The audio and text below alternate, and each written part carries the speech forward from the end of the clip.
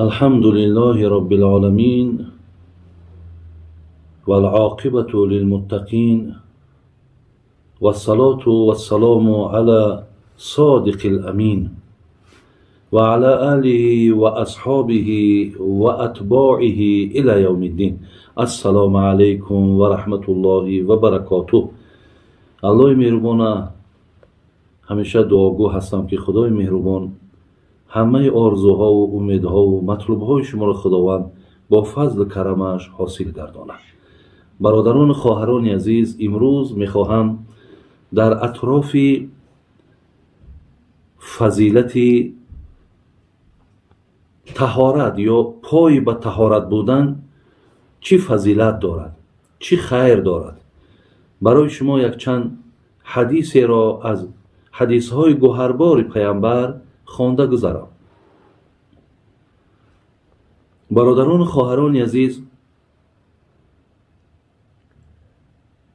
حقیقتاً پای به طهارت بودن یا همیشه با طهارت در بیرون و در درون بودن برای ما و شما خیلی مهم هست، خیلی لازم هست.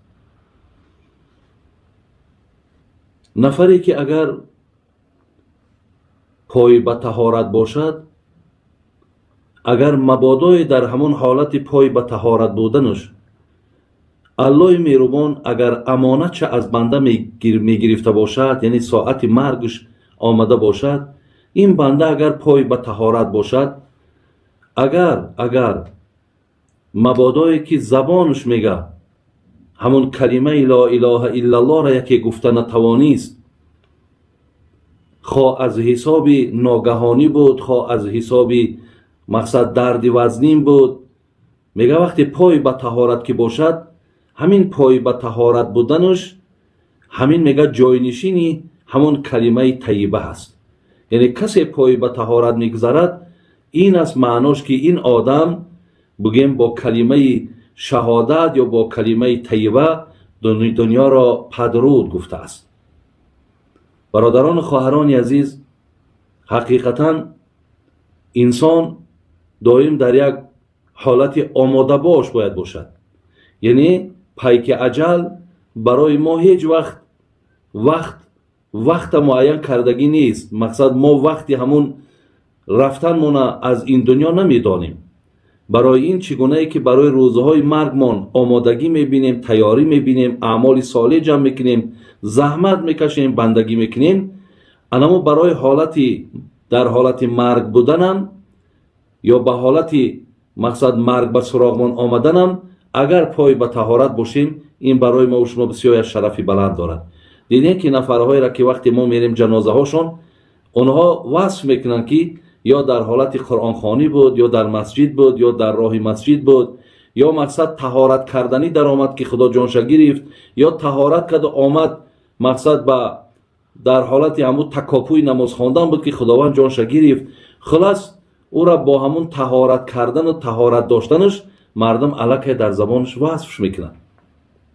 حتی من در قصه ها خواندم، میگه اگر شب اگر انسان درش تق کند، اگر یگان زیانی برای او میرسیدگی باشد، همین بنده اگر میگه پای به طهارت اگر باشد و در رفته کشاید، انشاءالله همون زیانی را که میخواهم برای او رسانند، انشاءالله برای او میگه زیان رسانیده نمیتونند. خلاص پای به طهارت خیلی فیض زیاد دارد، برکت زیاد دارد. حتی عزیزای خدا معین کردن که میگه کسی که اگر به شرط پای به طهارت خواب کند، میگه حتی همون ساعتهای خوابش حکم نماز داره. ببینین کسی پای به طهارت در جایگاه که خوابش در آمده خواب میکند، میگه ساعتهای خوابش، چند ساعت خواب میکنی؟ 5 ساعت، 6 ساعت، 7 ساعت، اینها همه میگه حکم نماز دارند. یعنی در همین ساعتات تو همچنان است که نماز خوانده ای. دیگر این که میگه همون جای خوابش حکم مسجد دارد. نفسهایی که تو میبراری چند عددی که باشد در دوام این ساعتهای خوابت، نفسهات میگه حکم تسبیح را دارد. یعنی تو ذکر کرده، سبحان الله گفته، الله اکبر گفته، اینم دلالت بر چی میکند؟ بر این میکند که وقتی ما پای به طهارت در جایگاه خوابمان خواب میکنیم. خلاص در بیداری و در خواب پای به طهارت برای ما و شما خیلی مهم است، خیلی ضرور است. هر مقصد هم خیر دنیامان است، هم خیر آخرتمان است. پس من میام به سر باز یک چند حدیث هایی که از پیغمبرمان برای ما و شما گفته گذاشتن.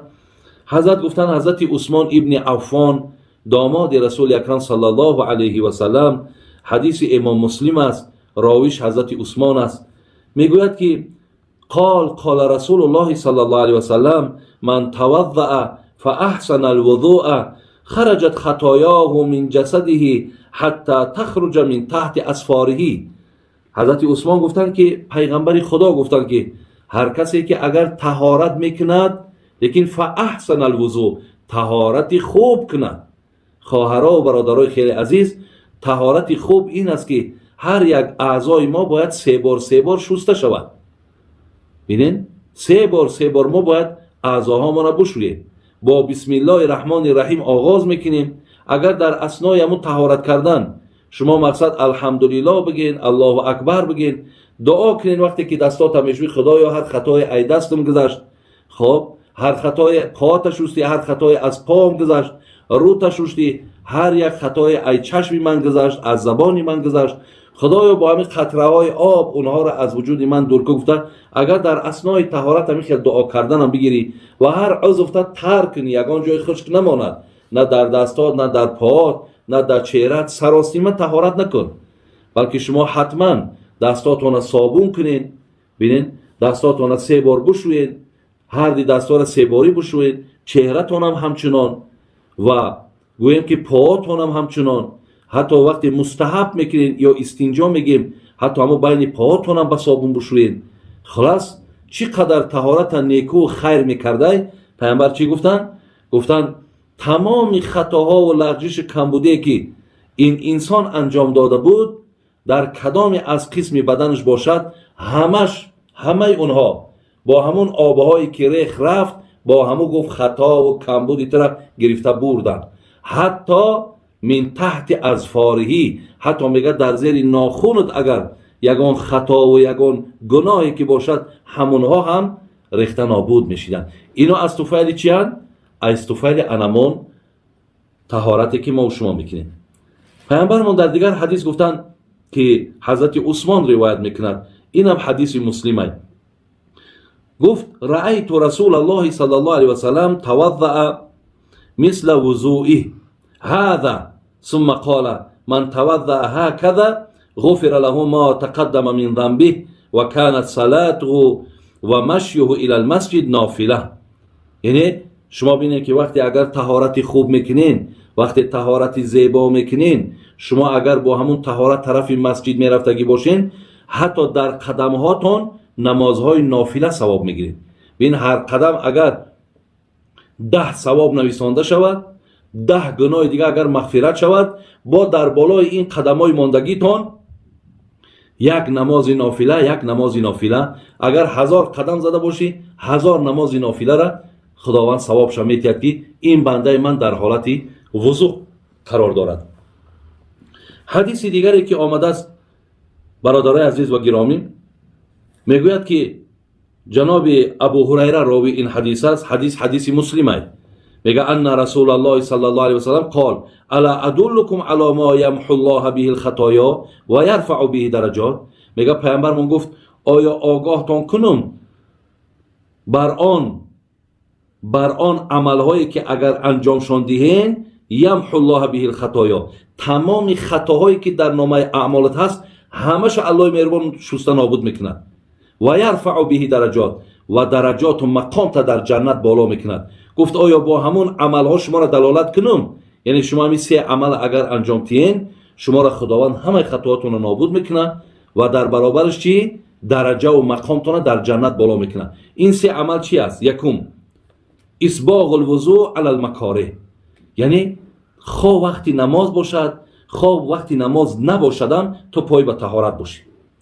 یعنی امروز دیدن که ما برای فقط نماز طهارت میکنیم، در باقیش به طهارت میگردیم که من پیشتر گفته گذاشتم که پای به طهارت بودن ملائکه ها در حق طلب مغفرت میکنن، از آسیب و از عذاب و از مثال یگان تهمت و از یگان مشکلات الله مهربان نجاتت میتیه.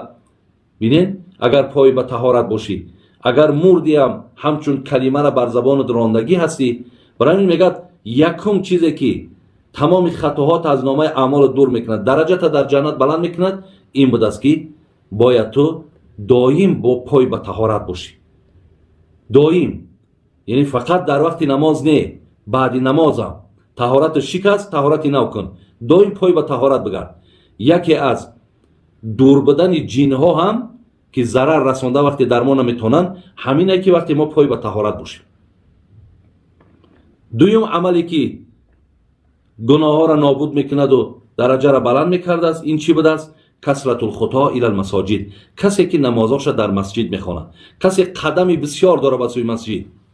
سیوم انتظار صلات بعد صلات. کسی که نماز میخونه و با نماز دیگری را در اشتیاق شای، نماز دیگری را در انتظار شای.